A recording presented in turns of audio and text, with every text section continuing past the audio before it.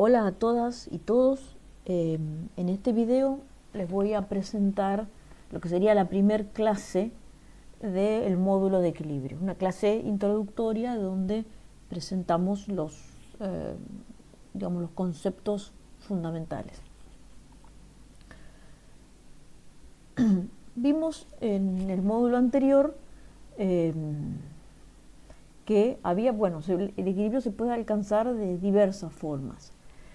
En este caso, para el módulo 2, lo que vamos a ver son cuáles son las condiciones de equilibrio a temperatura y presión constante, son condiciones que son muy comunes de encontrar o de producir en el laboratorio. Cuando hablamos de equilibrio, la situación de equilibrio se puede subdividir en equilibrio de fases o equilibrio físico.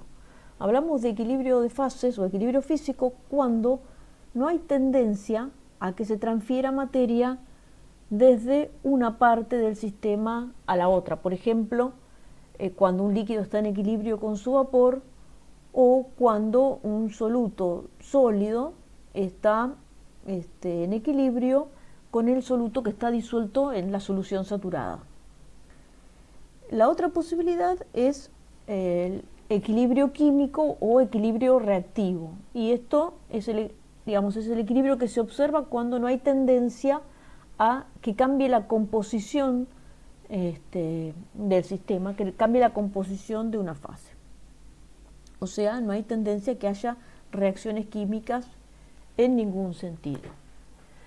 Antes que nada, digamos, y por lo que acabo de mencionar, tenemos que recordar algo que ustedes probablemente ya saben, pero por las dudas lo recordamos, y es ¿qué es una fase? Se define como fase a toda porción homogénea de un sistema heterogéneo.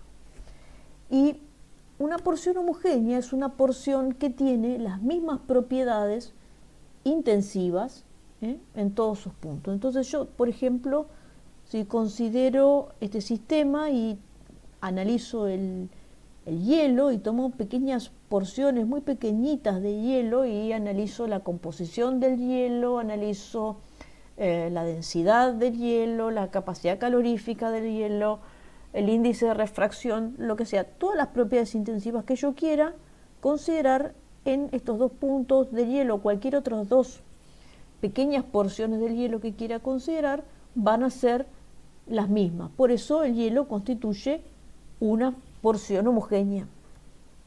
Por otra parte, si yo analizo el whisky, entonces lo mismo, todas las partes del whisky van a tener las mismas propiedades intensivas en todos sus puntos. Ahora, las propiedades intensivas del líquido del whisky y las propiedades intensivas del hielo son distintos. Por eso este es un sistema heterogéneo.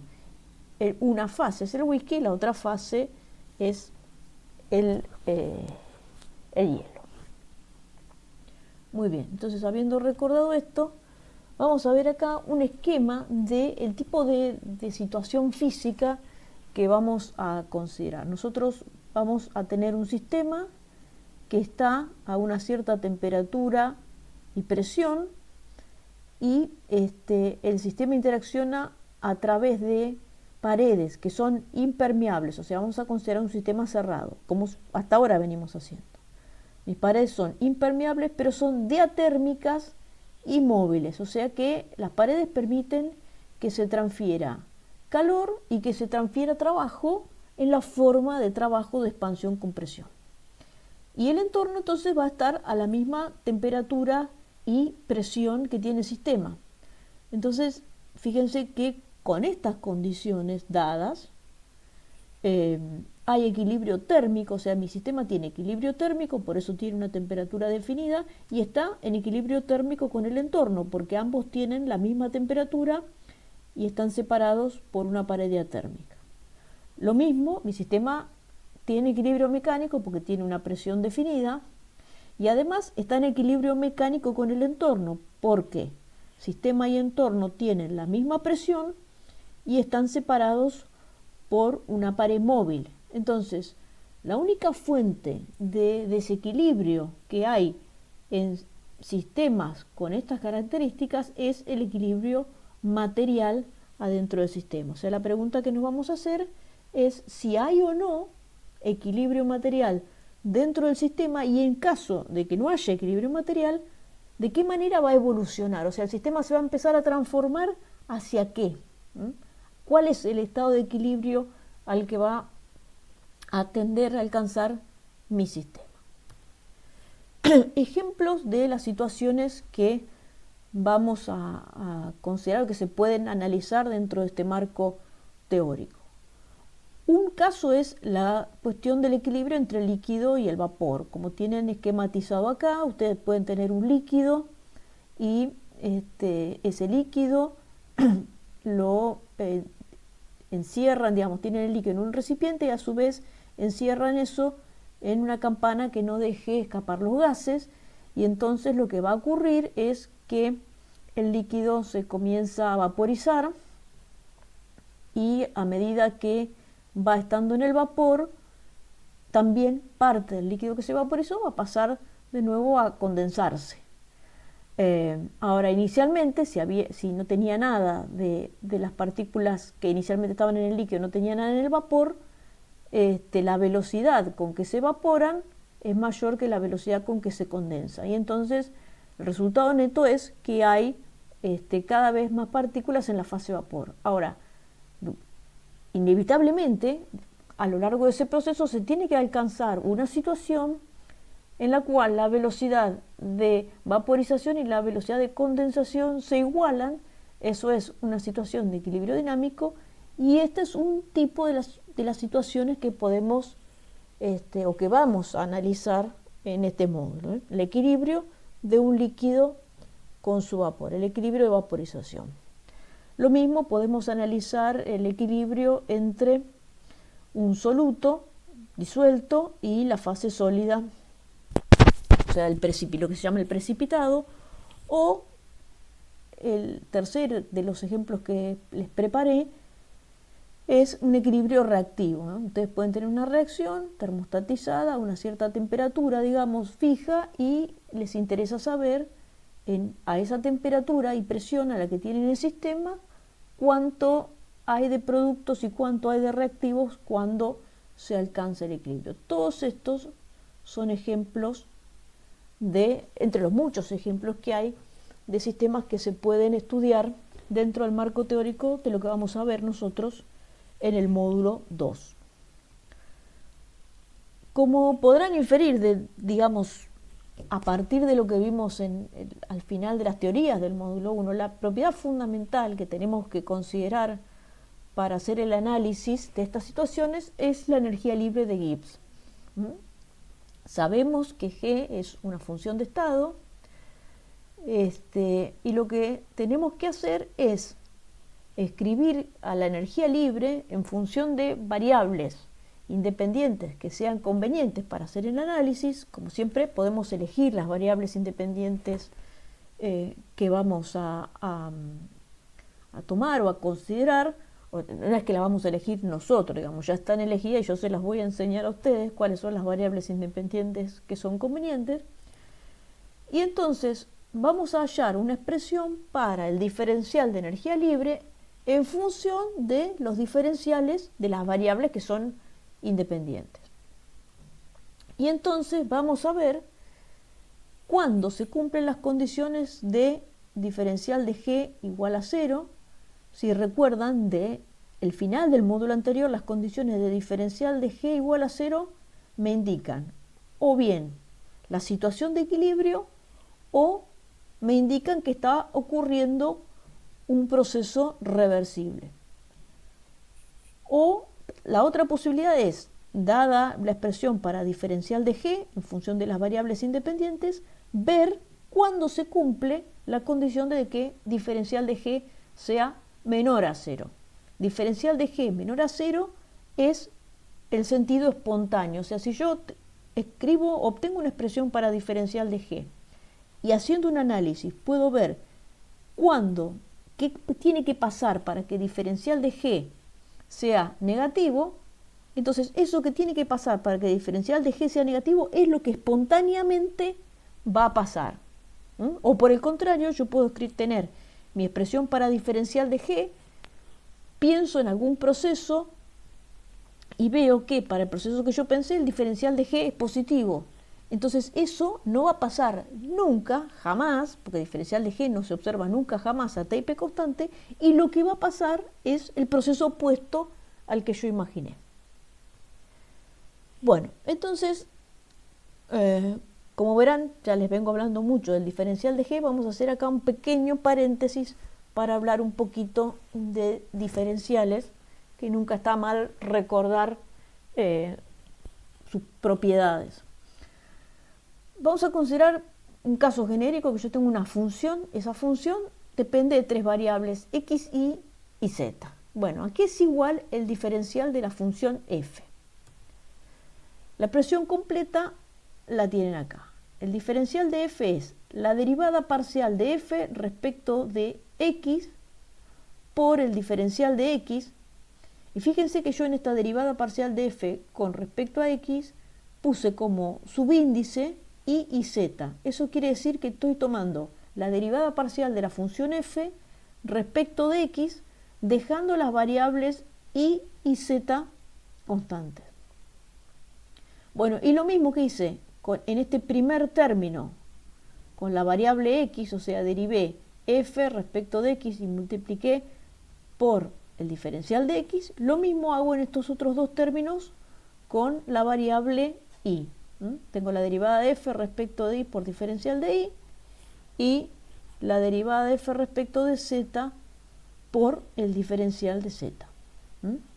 Y fíjense siempre en la expresión de un diferencial de una función, lo que multiplica al diferencial de una variable, por ejemplo acá en este caso lo que multiplica al diferencial de x es la derivada de f respecto de x.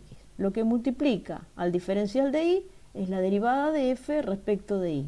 Lo que multiplica al diferencial de z es la derivada de f respecto de z. Les digo esto porque es importante para el análisis que vamos a ver después, porque nos van a aparecer expresiones donde voy a tener el diferencial de una función en función de los diferenciales de las variables y a partir de estos factores vamos a poder ver qué sentido físico tienen las derivadas. Entonces es muy importante hacer ese reconocimiento. Bueno, ahora, ¿qué pasa si yo, en lugar de considerar situaciones en las que están cambiando las tres variables x, y z, yo considero situaciones en las que z es una constante? Si z es constante, lo que ocurre es que el diferencial de z es 0. Entonces, en la expresión del diferencial de f voy a tener solamente dos términos. Tengo solamente dos términos. Entonces, la conclusión es que si nosotros ignoramos una variable, la misma no me aparece en el diferencial. Y esto es relevante para el análisis que vamos a hacer del diferencial de g, porque primero vamos a ignorar cómo varía g con el número de moles de un componente y después lo vamos a incorporar esta variación. O sea, primero vamos a ver un diferencial de g que tiene esta forma y después vamos a considerar la variable que faltaba, que era el número de moles. Bueno, entonces nos abocamos a la tarea de encontrar una expresión para el diferencial de g. Para ello lo que hago simplemente es escribo, acá está, esto es simplemente la definición de la energía libre. Entonces tenemos que el diferencial de energía libre es igual al diferencial de energía interna más el diferencial del producto P por B menos el diferencial del producto T por S. Y como ya hemos visto también en otras clases anteriores, donde yo les he explicado algunos manejos que se pueden hacer con las diferenciales, el diferencial de P por B es P diferencial de B más B diferencial de P, y el diferencial de T por S es T diferencial de S más S diferencial de T. Entonces, simplemente acá expandí diferencial de P por B, tengo estos dos términos, y diferencial de T por S tengo estos dos términos. Bueno, entonces hasta acá es pura matemática, letras y nada de contenido físico, pero el contenido físico se lo vamos a dar ahora cuando analicemos a qué es igual el diferencial de E. Entonces acá lo que estoy haciendo es escribir el diferencial de E de acuerdo a lo que me indica el primer principio de la termodinámica, que me dice que el diferencial de E es delta de Q más delta W, y esto, como vimos en el módulo anterior, esto es válido para un sistema cerrado, para cualquier sistema cerrado. Entonces yo tengo E y E más diferencial de E, dos estados que están muy cerquita en energía libre y se transformaron de uno al otro, y en esa transformación tengo un delta de Q y un delta W, eso me da el diferencial de E. Ahora, delta de Q y delta W son propiedades de la transformación y no son funciones de estado, Q y W. Entonces, a mí me conviene expresar el diferencial de E en función de diferenciales de funciones de estado. Y eso no lo puedo hacer para un camino arbitrario como el que está acá, pero sí lo puedo hacer para un camino reversible. Entonces yo me imagino o pienso en el camino reversible que va desde este estado a este estado. Y si el camino que estoy considerando es reversible, entonces el diferencial de Q es de Q reversible y el diferencial de W es de W reversible, o delta W reversible. Y ahora, entonces, esto es primer principio, y ahora voy a meter el segundo principio. ¿Dónde introduje el segundo principio? Cuando reemplacé el delta de Q reversible por el producto de T por el diferencial de S del sistema. Y al pasar de esta ecuación a esta otra, también reemplacé el delta de Q reversible por menos P diferencial de B. Fíjense que como es reversible, en lugar de P externa pude poner a la P del sistema por el diferencial de B. Y la única, digamos, la única simplificación que estoy haciendo en pasar de acá a acá, digamos, todos estos pasos son absolutamente válidos, es que estoy considerando una situación particular al decir la situación en la que el W estrellita o el trabajo útil, el trabajo independiente del cambio de volumen es igual a 0. Entonces, todo lo que venga a posteriori de este momento es válido para la situación en la que delta W estrellita es igual a 0. Fíjense que considerar el camino reversible no es una simplificación ni ninguna restricción, o sea, lo que voy a obtener vale siempre. Estoy considerando el camino reversible, pero el diferencial de E lo puedo calcular por cualquier camino, ¿eh? Simplemente elijo el reversible porque es el que me sirve, es el camino para el cual yo puedo escribir el delta de Q y el delta de W en función de variación de funciones de estado, ¿eh? Pero no le quita ninguna generalidad a mi demostración. Lo único que le quita un poquito de generalidad es que estoy considerando la situación en que no hay trabajo independiente del cambio de volumen. Entonces, volvemos. Esa es mi expresión para el diferencial de G, y acabamos de ver que el diferencial de E lo puedo poner como T diferencial de S menos P diferencial de B. Entonces, cuando hago ese reemplazo, ya obtengo una expresión para el diferencial de G. Obtengo que el diferencial de G es V por el diferencial de P menos S por el diferencial de T. Entonces fíjense que acá estamos en una situación como las que yo le decía. Tengo el diferencial de una función, diferencial de G, en función de los diferenciales de las variables. ¿Cuáles son las variables? Bueno, una variable es P, porque tengo diferencial de P, y la otra variable es T, porque tengo diferencial de T. Y entonces, lo que multiplica al diferencial de P, en este caso B, lo que multiplica al diferencial de P, tiene que ser la derivada de la función, o sea, la derivada de G, respecto de P. Entonces el volumen es la derivada de la energía libre respecto de la presión. Y lo que multiplica el diferencial de T es la derivada de la variable respecto del día, perdón. Lo que multiplica el diferencial de T es la derivada de la función, o sea, G, respecto de la variable T. O sea, menos S es la derivada de la energía libre respecto de la temperatura. Entonces acá tenemos lo que les acabo de decir.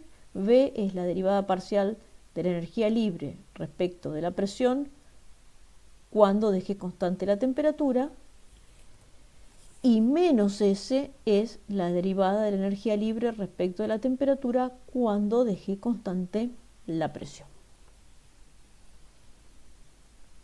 Y para que noten, el volumen solo puede tomar valores positivos, o sea, no existen volúmenes negativos, y eso quiere decir que la derivada de G respecto de P siempre es positiva, mientras que, de acuerdo al tercer principio de la termodinámica, S, la entropía, también siempre es un número positivo. Ahora, como la derivada de G respecto de T es menos S, eso quiere decir que la derivada de G respecto de la temperatura siempre es negativa. Entonces, ¿qué sentido físico tienen estos signos para las derivadas? Bueno, eso lo vamos a ver acá en este gráfico y después vuelvo al anterior. Para recordar, cuando ustedes tienen una función cualquiera, esa función en sus mínimos y en sus máximos tiene derivada igual a 0. Por otra parte, cuando esa función es creciente, eso quiere decir que a medida que yo aumento la variable, aumenta la función. Eso quiere decir que cuando la función es creciente, la derivada es positiva. Por el contrario, si yo cuando aumento la variable, la función va bajando, entonces en ese caso la derivada es negativa. O sea, el signo de la derivada me indica si la función y la variable hacen lo mismo. Si cuando la variable crece, la función crece, que es lo mismo que decir que cuando la variable decrece, la función decrece, en esos casos, cuando variable y función hacen lo mismo, la derivada es positiva. Por el contrario, cuando la variable y la función hacen lo opuesto, o sea, la variable crece, la función decrece. La variable decrece y la función crece. Cuando pasa eso, cuando hacen lo opuesto, entonces la derivada es negativa. Y la otra cosa que es importante para el análisis que vamos a hacer ahora en unos minutos es cuál es el sentido del valor absoluto de la derivada. ¿Qué me dice que una derivada sea muy grande? Cuando la derivada, o qué me dice que una derivada es muy chica. Vamos a empezar por ahí.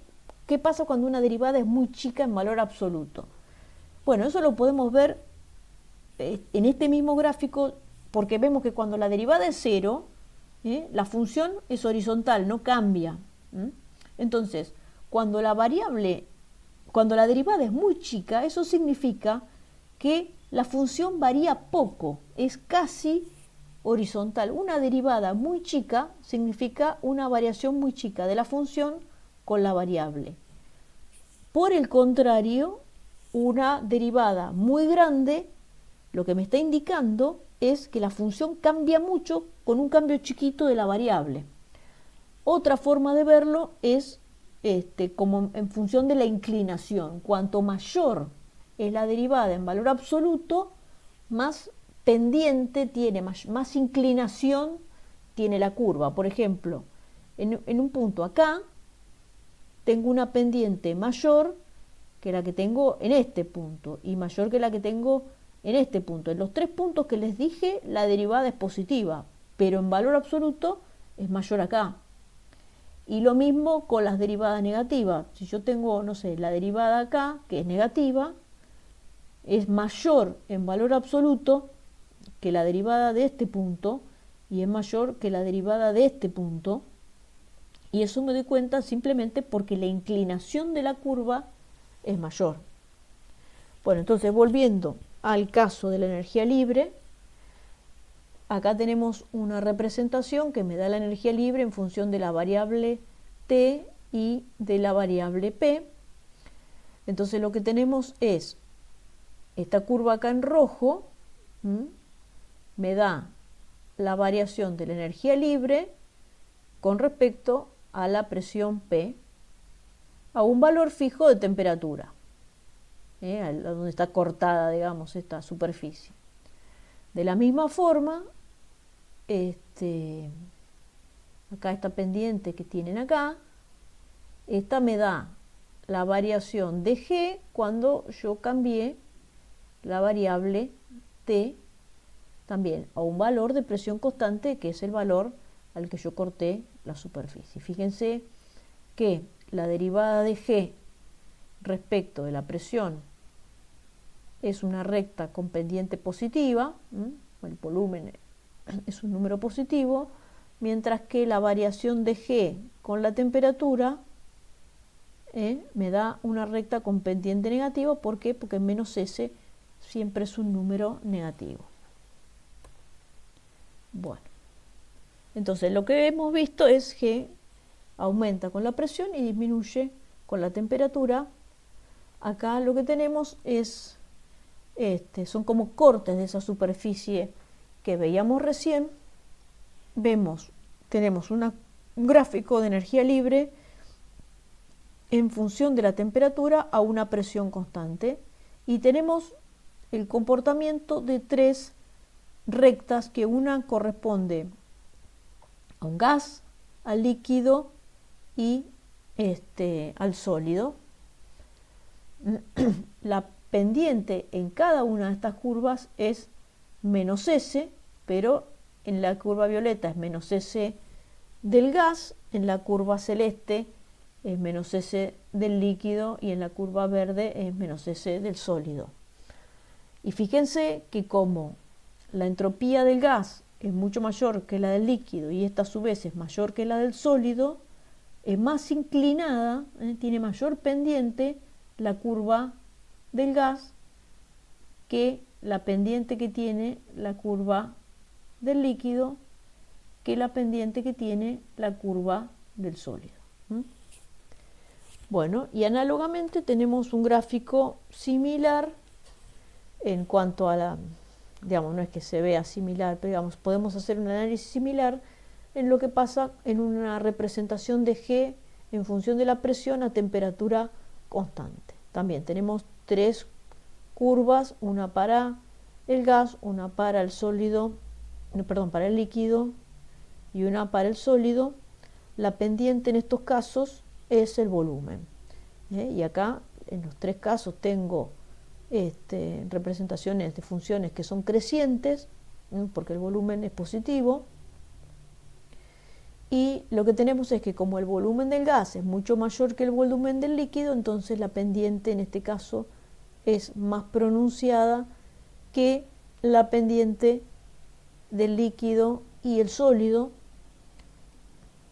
que son casi horizontales en comparación con lo que es la curva del gas. Y eso es porque el volumen del líquido y del sólido son mucho menores que el volumen del gas. Fíjense además que la inclinación de estas dos curvas, la del sólido y la del líquido, son parecidas, y eso es porque el volumen del líquido y del sólido son en general parecidos para todas las sustancias, por la gran mayoría de las sustancias.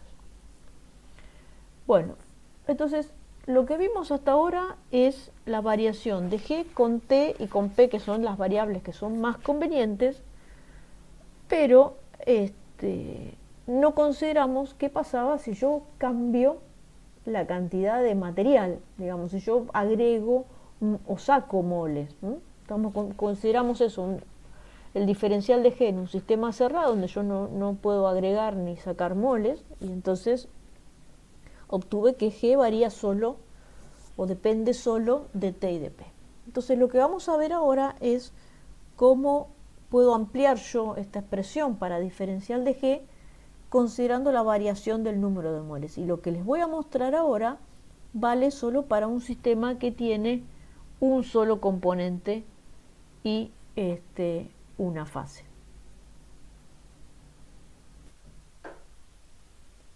Bueno, entonces comenzamos considerando la ecuación que dedujimos recién, que en ese caso no estábamos considerando cómo variaba G con el número de moles. Entonces, nos preguntamos, ¿cómo cambia G si agrego un diferencial de n moles al sistema, dejando constante la temperatura y la presión? Bueno, como sabemos que G es una propiedad que es extensiva, si yo quiero ver cómo cambia G dejando constante la temperatura y la presión, lo único que tengo que hacer es multiplicar el G molar a T y P por los moles que agregué. Entonces tengo el G molar a T y P por el diferencial de N. Esto es el cambio de la energía libre dejando constante T y P. Cuando varío las tres variables, digamos, cuando cambio las tres variables a la vez, entonces tengo esta expresión para el diferencial de G. Esto lo saqué simplemente de la consideración de que G es extensiva. Y me queda esta expresión para el diferencial de G de un sistema que tiene un componente y una fase.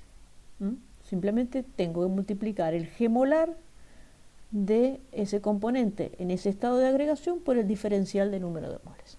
Y de acuerdo a lo que vimos para diferenciales en general, el volumen entonces es la derivada de G respecto de P, ya lo vimos, menos S es la derivada de G respecto de T, pero lo nuevo que tenemos ahora es que el G molar es la derivada de la energía libre de la fase respecto del número de moles a T y P constante, que esto es válido, recuerden siempre, con esta restricción, porque después vamos a ver una fórmula más general en donde esto no es válido, pero para un sistema de un componente y una fase, la energía libre molar es la derivada de G respecto del número de moles. Ya tenemos una expresión más completa para el diferencial de G.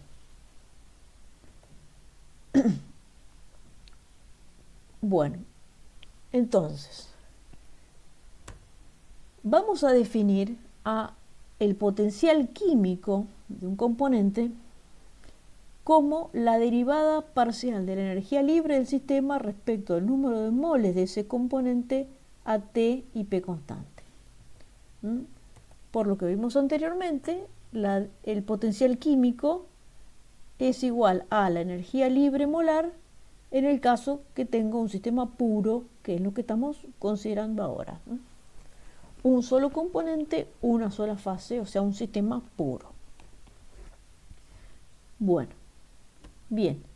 Y con este marco teórico, ahora podemos pasar a considerar el equilibrio de fases en sistemas que están a T y P constante y que además tienen un solo componente. O sea, lo que voy a considerar es un sistema cerrado que tiene dos fases que yo las voy a llamar alfa y beta, y estas dos fases tienen la misma temperatura y la misma presión, y ambas están a temperatura y presión constante. Entonces, como G es una propiedad extensiva, la energía libre del sistema completo es la suma de las energías libres de cada una de las fases, y el diferencial de G es la suma de los diferenciales de G de cada una de las fases.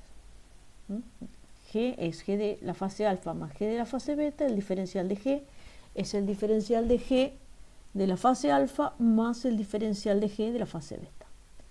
Muy bien, entonces ahora voy a buscar las expresiones a escribir las expresiones para el diferencial de G de cada una de las fases, de acuerdo a lo que vimos recién.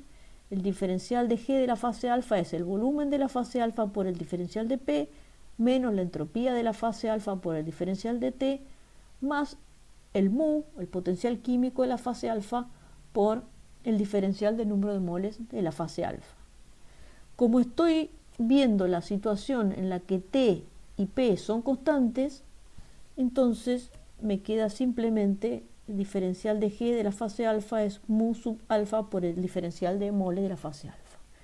Y obviamente tengo que tener una expresión análoga para el diferencial de G en la fase beta. Entonces ahora reemplazo estas dos expresiones en la expresión para el diferencial de G global. Me queda esto que está acá. Hasta ahora no hice nada más que poner simbolitos y letritas. No hay contenido físico, solo matemático. Ahora le vamos a poner el contenido físico. En el sistema que estoy considerando, el número de moles totales, digamos los que están en la fase alfa más los que están en la fase beta, es una constante, porque estoy considerando un sistema que es cerrado. Entonces eso significa que los moles que salen de la fase alfa van a la fase beta. O sea, si de la fase alfa, en la fase alfa tengo un diferencial de número de moles de menos 0,1, quiere decir que cayó en 0,1 el número de moles de la fase alfa, el número de moles de la fase beta se tiene que haber incrementado en 0,1, porque lo que sale de la fase alfa va a la fase beta y viceversa. Eso matemáticamente lo escribimos como el diferencial de n de la fase beta es igual a menos el diferencial de n de la fase alfa. O sea, estas dos variables, n beta y n alfa, no son independientes, sino que están relacionadas porque la suma de las dos es una constante y por ende tengo esta consecuencia de que el diferencial de n de la fase beta es menos el diferencial de n de la fase alfa. No A como dice acá, sino alfa. Entonces, cuando hago ese reemplazo, llego a esta expresión que es la expresión de trabajo para el análisis que vamos a hacer, que me dice que el diferencial de G es el mu de la fase alfa menos el mu de la fase beta dividido el diferencial de n de la fase alfa. Obviamente, en forma análoga yo podría haber escrito todo en lugar de escribir en función del diferencial de n de alfa, podría haber escrito en función del diferencial de n de beta, y acá me hubiera quedado mu beta menos mu alfa. Cualquiera de las dos opciones son correctas y conducen al mismo resultado, solamente que hay que tomar una decisión y elegir una. Acá elegimos alfa. Bueno, entonces tengo esta expresión para el diferencial de G. Vamos a ver qué cosas pueden pasar. Una posibilidad que tengo es que el potencial químico de las dos fases sea el mismo. Entonces, si el potencial químico de ambas fases es el mismo, no hay nada que el sistema pueda hacer, no hay ninguna transformación que el sistema pueda sufrir que haga disminuir su energía libre. O sea, para cualquier cambio diferencial de n, el diferencial de G va a ser siempre 0. O sea, el diferencial de G es idénticamente igual a 0. Y eso significa que estoy en la condición de equilibrio, porque no hay ningún cambio espontáneo que pueda reducir la energía libre del sistema aún más. No hay ningún cambio que el sistema pueda hacer que me haga que el diferencial de G sea negativo. Entonces, las fases están en equilibrio. Bueno, la visión alternativa es que los potenciales químicos no sean iguales, y ahora vamos a ver qué pasa cuando los potenciales químicos no son iguales. Ahí tengo dos posibilidades. Una posibilidad es que el potencial químico en la fase alfa sea mayor que el potencial químico de la fase beta. O sea, este factor mu alfa menos mu beta es un número positivo. Entonces, ¿hay alguna transformación, hay algún cambio que me conduce a que el diferencial de G sea negativo cuando este factor es positivo? Bueno, claramente sí, porque si el diferencial de n alfa es negativo, cuando yo lo multiplico por un número positivo me va a dar un diferencial de G negativo también. Diferencial de n alfa es negativo. ¿Qué significa un diferencial de n alfa negativo? Significa que el número de moles de la fase alfa se reduce. ¿Por qué se reduce? Porque se están yendo los moles, se está yendo el material este de la fase alfa. ¿A dónde va? A la fase beta. Entonces lo que estoy teniendo es una conversión del material que está en la fase alfa a la fase beta. Alternativamente, lo que puedo tener es que el potencial químico de alfa sea menor que el potencial químico de beta. Entonces, en ese caso, este primer factor, mu alfa menos mu beta, es un número negativo. Y entonces, la transformación, la variación, el cambio que me hace tener una energía, un diferencial de energía libre negativo, es que el diferencial del número de moles de alfa sea un número positivo. Y eso quiere decir que está entrando material a la fase alfa, o sea que el material que estaba en la fase beta está pasando a la fase alfa, o sea, beta se convierte en alfa. Y ya el análisis de esta situación nos permite ver una tendencia que es muy clara. El material, las sustancias, se transfieren de aquella fase donde tienen mayor potencial químico a donde tienen menor potencial químico. Si el mu en alfa es mayor que el mu en beta, entonces el material pasa de alfa a beta. Al revés, si el mu de beta es mayor que el mu de alfa, entonces pasa de beta a alfa. Por este motivo, a veces se habla del potencial químico como una tendencia al escape. No tiene un sentido por sí solo, pero sí tiene sentido cuando se comparan los potenciales químicos en dos fases diferentes. Si mu en alfa es mayor que mu en beta, tiene mayor tendencia a salir de la fase alfa que de la fase beta, y por eso se transfiere de alfa a beta. Y lo opuesto pasa si mu beta es mayor a mu en alfa. Entonces, con esta base teórica se pueden comprender los cambios de fase.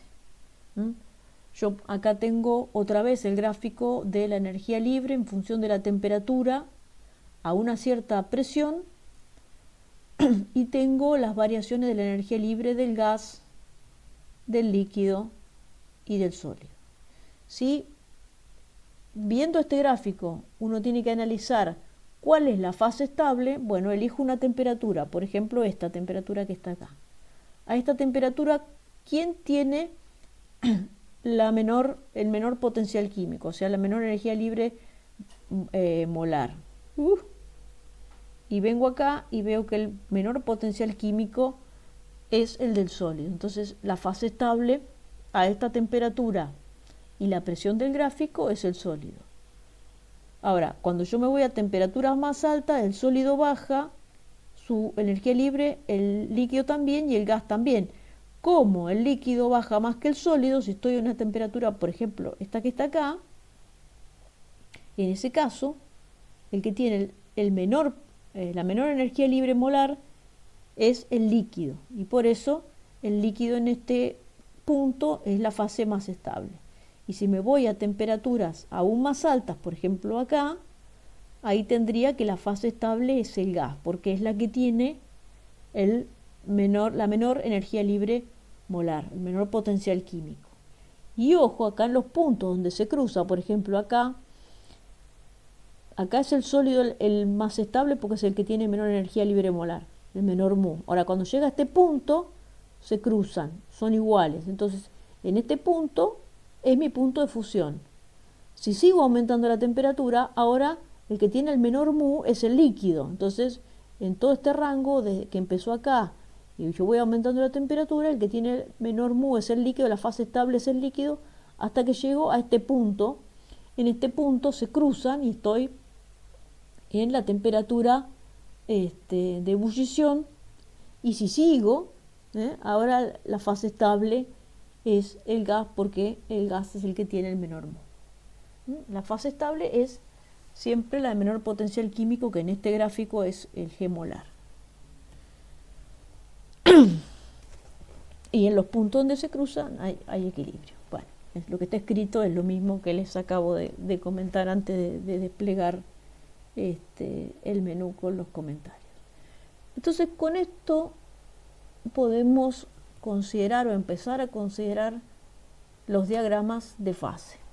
Acá tienen un diagrama de fase de una sustancia así genérica. Es un diagrama en donde escribimos en el eje de las X la temperatura, en el eje de la Y la presión, y las diferentes regiones del diagrama lo que nos indican son cuál es la fase estable en cada condición de temperatura y presión. Por ejemplo, toda esta fase, esta región que está en gris oscuro, es la región en la que mu del sólido es mínimo.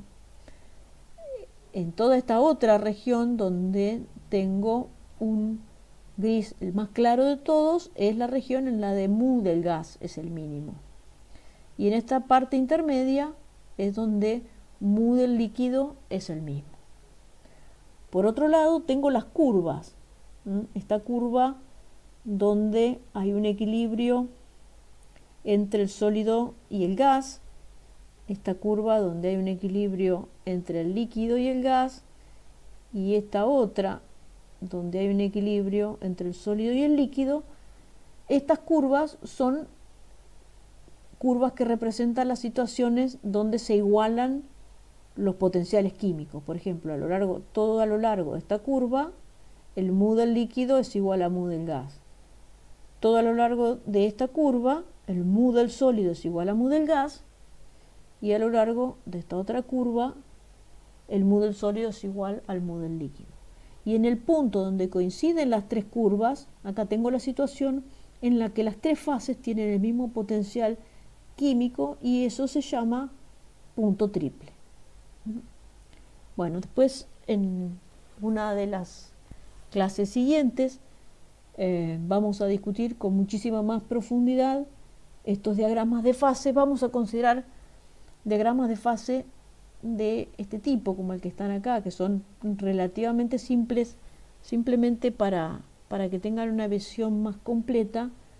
Los diagramas de fase pueden ser mucho más complicados, como el que tienen acá. Esto es cuando uno trabaja con variaciones de presión muy grandes, que no son las condiciones habituales del laboratorio en química, en bioquímica, en biotecnología. Por eso nosotros no los vamos a considerar. Bueno, entonces con esto terminamos la clase introductoria, la primer clase del módulo de equilibrio. Nos vemos en la clase siguiente analizando con mayor detalle los diagramas de fase, la ecuación de Clausius y Clausius-Clapeyron. Adiós.